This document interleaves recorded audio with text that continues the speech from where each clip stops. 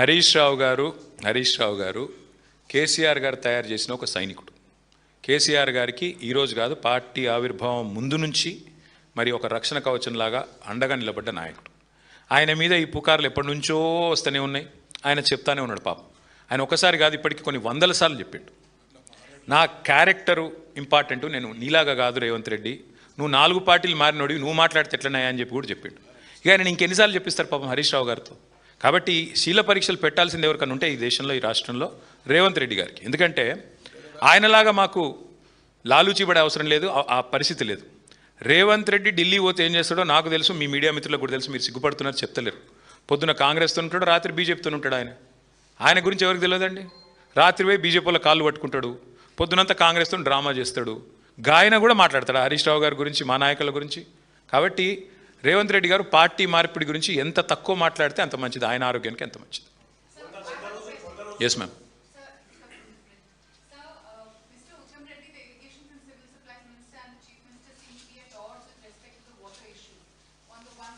Yeah, they're both very odd. No, on the one hand, the irrigation minister says that there's enough water and all the projects will be taken care of, and also advise the farmers go ahead with water-resistant crops. But on the other hand, the chief minister says that there's absolutely no water and it is just for farmers. What would you like to say about Well, the chief minister is a fool. Absolutely, there are no two thoughts about it. He's an absolute fool. He's somebody who has no clue about the irrigation system of Telangana. And he has no clue about what is in Godavari and what is in Krishna. In fact, he held a review very famously and he asked the engineers, which basin is Devadula under? What can you expect from such a man?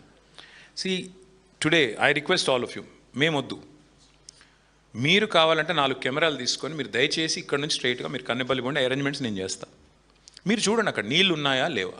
కింద పట్టిసీమలో నీళ్లు lift చేస్తున్నారు. అదే గోదావరి కదా, అదే నీళ్ళు కిందికి పోతున్నాయి కదా, ఇక్కడి నుంచి పోయిన నీళ్ళే కదా వరద నీళ్ళు. వాటిని కింద పట్టిసీమలో లిఫ్ట్ చేస్తుంటే ఇక్కడ నీకు లిఫ్ట్ చేయడానికి ఏం రోగం వచ్చిందని చెప్పి రిటైర్డ్ ఇంజనీర్లు అడుగుతుంటే దానికి సమాధానం చెప్పాడు, వరదలు నీళ్ళే లేవంటాడు. రాష్ట్రంలో వర్షాలు పడతలేవు. రాష్ట్రంలో వర్షాలు పడతలేవు కాబట్టే Kaleshwaram is the right point. కరువు వచ్చినప్పుడే కాళేశ్వరం విలువ తెలుస్తుందని కేసీఆర్ గారు స్వయంగా 100 సార్లు చెప్పారు. ఇవాళ ముఖ్యమంత్రి గారు బేసిజానికి పోతున్నాడు. ఎందుకంటే సింపుల్ విషయం దీపిక, ఏమవుతుంది, ఇప్పుడు ఆడ పంపోదు ఆన్ చేసిండు అనుకో, ఈ 2.5 ఏళ్ళు మాట్లాడిన మాటలన్నీ బక్వాసం వెళ్ళిపోతుంది కదా. కాళేశ్వరం కూలేశ్వరం అయిపోయిందని చెప్పాడు కదా, అదంతా నాన్ సెన్సు, హంబగ్గు. కాళేశ్వరం దివ్యంగా ఉంది అని తేలిపోతుంది. ఇంకా విచిత్రమైన విషయం చెప్తాను మీకు, చాలా చాలా ఇంట్రెస్టింగ్. నిన్నగాక మొన్న మూసీ కోసం అని చెప్పి మల్లన్న సాగర్ నుంచి నీళ్ళు తీసుకుంటా అని చెప్పి జీవో ఇచ్చిండు. మరి కాళేశ్వరం కూలేశ్వరం అయిపోతే మల్లన్న సాగర్ ఎక్కడిది? అసలు కాళేశ్వరమే లేకపోతే మల్లన్న సాగర్ ఎక్కడిది? నీళ్ళు ఎక్కడిది? నీ మూసి ఎక్కడిది? నీ ముఖం ఎక్కడిది? కాబట్టి ముఖ్యమంత్రి గారికి పనికిమాలిన వాగుడు వాగడం తప్ప, ఇక ఉత్తమ్ కుమార్ రెడ్డి గారే అప్పుడప్పుడు 10 సార్లు మాట్లాడితే ఒక్కసారి ఏమన్నా చక్కటి మాట మాట్లాడతాడు, కానీ ఆయన కూడా తెలివి తక్కువ మాటలే మాట్లాడుతున్నాడు. నింపా నీళ్ళు అంటాడు. నేను నింపమని ఎవడు అడిగిండు? మేడిగడ్డ బ్యారేజ్తో సంబంధం లేకుండానే నీళ్లు లిఫ్ట్ చేయొచ్చని మొత్తుకుంటున్నాం, చెప్తున్నాం. ఇక నువ్వు కాదు కూడదు, నేను పట్టిన కుందేలకు 3 ఎకరాలంటే ఏం చేయాలి? ఏం చేయలేం.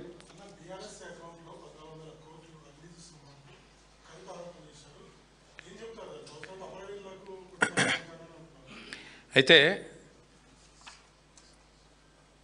నాకు వినబడ్డది, నేను విన్నదైతే, మరి ఎవరైతే వారిని అమరవీరులు చేశారో, ఎవరైతే వారు ప్రాణాలు కోల్పోయే విధంగా చేశారో,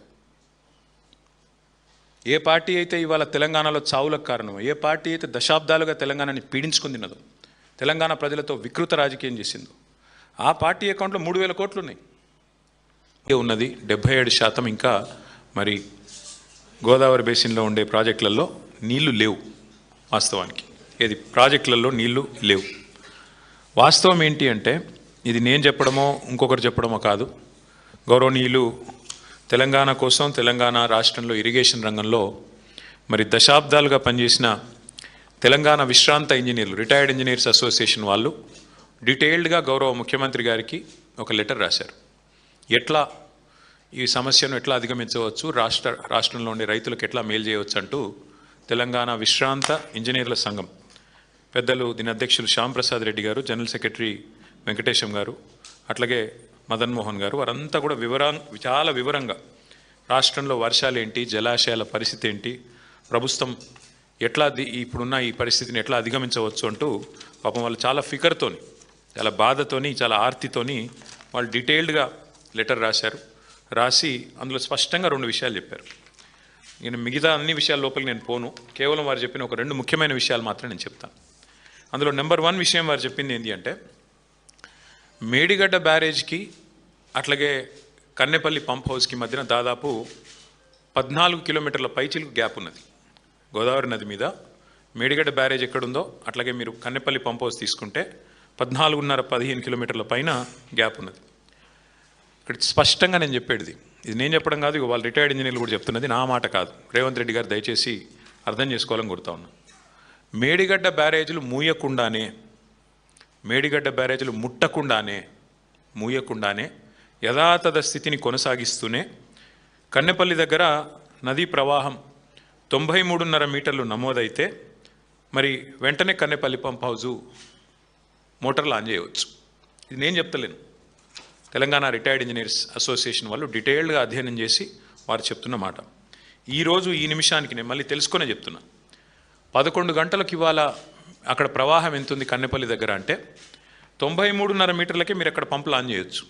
ఇవాళ ఈ నిమిషానికి అక్కడ 96.79 మీటర్ల మీదికెళ్ళి గోదావరి నది ప్రవహిస్తూ ఉన్నది. అంటే మేడిగడ్డతో సంబంధం లేకుండానే, మేడిగడ్డ బ్యారాజ్ను ఆ గేట్లను ముట్టకుండానే, దించకుండానే, కనీసం వాటి విషయంలో ఏమి చేయకుండా యాజ్ ఇట్ ఈజ్ ఉంచుతూనే మీరు బ్రహ్మాండంగా నీటిని పంపింగ్ చేయవచ్చు. దీనివల్ల ఏం జరుగుతుంది, ఇవాళ కన్నెపల్లి దగ్గర ఏదైతే ఇవాళ నదీ ప్రవాహం ఉన్నదో, మేము సిడబ్ల్యూసీ లెక్కల ఆధారంగా నేను చెప్తా ఉన్నాం, ఈ ప్రవాహం ఇప్పుడు జూలైలో ఉన్నాం మనం, జూలై 11 ఈ రోజు నుంచి అక్టోబర్ వరకు, ఎందుకంటే గత 50-60 సంవత్సరాల డేటా అధ్యయనం చేసిన తర్వాత సిడబ్ల్యూసీ రిపోర్ట్ ప్రకారం ఇక్కడ ఈ కన్నెపల్లి దగ్గర అక్టోబర్ వరకు ఇదే తీరుగా ప్రవాహం కొనసాగుతూనే ఉంటుంది.